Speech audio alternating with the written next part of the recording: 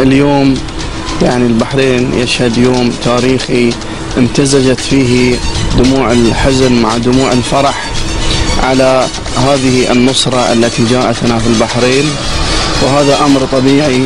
البحرين شهدت خلال الأيام الماضية أحداث للأسف لم يشهدها تاريخ البحرين، أحداث مؤسفة في انتهاك الحرمات والأعراض والأرواح.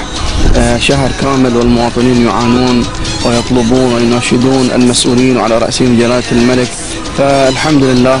والله ما توصف الفرحة لما شفنا الجيش على الجسر، ما قصر الملك عبد الله، وعسى الله يعز إن شاء الله الخليفة، وما قصر الملك.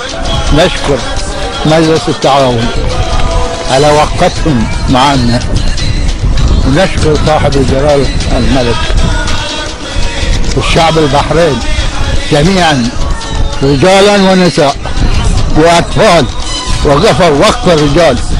نشكر متعب خليجنا واحد، وهذه النخوة مو قريبة لا على ابو متعب ولا على جيشه ولا على شعبه، واحنا نعرف من البداية ان احنا شعب واحد وروح واحدة.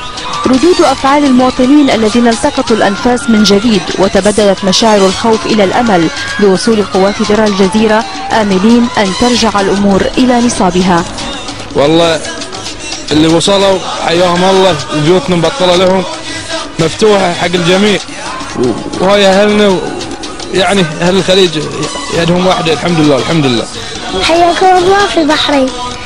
الخليج كلهم كاملين مثل العائلة الوحدة، ما يفرق بينهم حدود ولا يفرق بينهم كان ديانات أو طوائف أو شيء زي كذا.